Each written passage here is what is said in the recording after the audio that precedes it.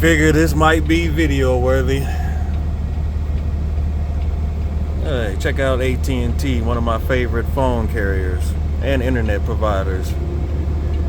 Anyway, here in Nashville, sitting here on 9th Ave North, behind a Kroger, completely being gutted and remodeled.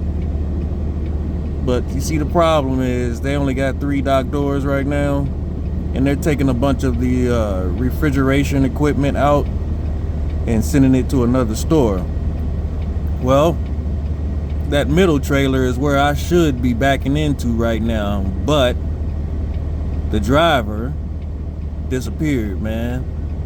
He disappeared, and he's ready to go, but he's not here, and they didn't get his phone number, so they gotta contact the broker's gotta contact the driver's gotta set the crack pipe down long enough to get in his fucking truck to come back to move his trailer so I can get in that spot. He says it's only gonna take me 30 minutes to get loaded, but you know how we roll, detention time all the way. We can sit here for 2 hours for free.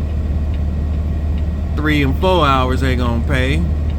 We got enough time to still get to Indy, because that's where we're going, Nashville to Indy. And yeah, man, I'm gonna just chill out, man, in the AC. That's all good. I got food if I want to cook. You know, I'm chilling on the side street here in Nashville. And by the way, the projects seem to be right next door. And I hate to say it, because if they don't know it, then they in for a rude awakening. But yeah, he looked like he don't know. He ain't understanding. Sitting over there on the curb. Yeah, man, they about to get gentrified. They can forget about it. It's over. They not only remodeled, or are in the process of remodeling this Kroger, man, but look at the skyline view. What does that tell you? This is prime real estate. So if you look through my mirror right here, back down there, if you go across the street, whatever that street is, maybe it's 10th Ave, I don't know what it is. Actually my GPS. So I'm on Taylor Street and 9th Ave. Just across, what is that? It just says 12. They got new construction, you know, the new nice modern looking apartment buildings. So if all that's going on and all that investment is happening right here, right now, with a city view like that, which it gets better on the other side of the grocery store, yeah, man, you can forget about it, man. Y'all about to be priced out. The project's about to be shut down. They probably gonna demo the whole thing. They all look like little cottages or some sort of, we don't know what the really, ain't the conventional style projects, but I can definitely look at them and tell, like, yeah, that ain't where you want to live. You know what I'm saying? But, you know, it's all good. It's just evolution, I guess. Not evolution, yeah, evolution. Nature, you know, fittest, survival of the fittest type shit.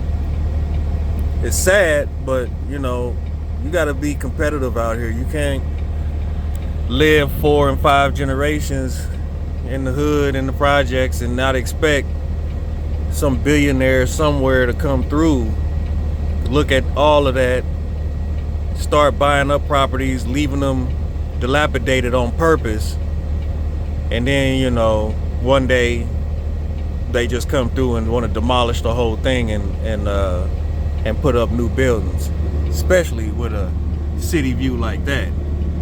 I mean, like I said, it gets nicer if you go across the building. If this wall wasn't here, you probably could see half the skyline of Nashville, and you're close. Look how close. You could literally get on a bike or a city bike and just ride downtown. So yeah, knowing that, yeah, they about to get gentrified. I don't know what the plan is for the future for some people, and some people I know they don't even have one, but yeah, that's what it is right now. But anyway, we waiting on the crack addict driver. You know, they was like, you can move his trailer. How much will you charge to move the trailer? I thought about doing it, but I learned valuable lesson on that type of shit. And one of them is one that you learn from being locked up. You know, back in the day when I was real young, I used to be locked up in a place called CYA. You know, as a youth, California Youth Authority. And one of the little moves that they used to play is, back then they had Walkmans. And they'd give you the Walkman. You want to listen to some music, man? Here, man, you can use my Walkman. And the person to take the Walkman, listen to it, button will fall off, your headphones wouldn't work. Well, guess what? By the time you get that Walkman back, now they acting surprised. And they like, man, you owe me for a Walkman. You know what I'm saying? So either now you buy a Walkman or you fight it out. I chose to fight it out. I ain't got no Walkman money. So, yeah, in this scenario, the same can be said. I could pull that raggedy ass, bullshit ass, dilapidated, rinky-dink ass trailer in the middle, and the one to the left. The torrent leasing is okay. But anyway, I could pull that trailer for a couple of odd ones and twos. And dude, fresh off his crack binge, could come back in a rage. You scratched this, you tore this up, you broke that, my tire and it. And then it's my word against his, but the reality is he'd be in a stronger position because he didn't move his motherfucking trailer, I moved the trailer. So now I'm liable for, it's just an insurance risk you ain't trying to, I'd rather sit here and chill out. I ain't got nothing to do but make money anyway. So I ain't moving his trailer. And the dude came out, he looked like he was on some shit too. Sweating all across the motherfucking face. And it is hot, it's like 92 out here. Sweating like a motherfucker, and one eye was crossed. Nothing against cross-eyed people, but I don't trust them. And man, it was just all bad for him. And he was like, I don't give a shit. Well, listen, buddy, I really don't give a shit.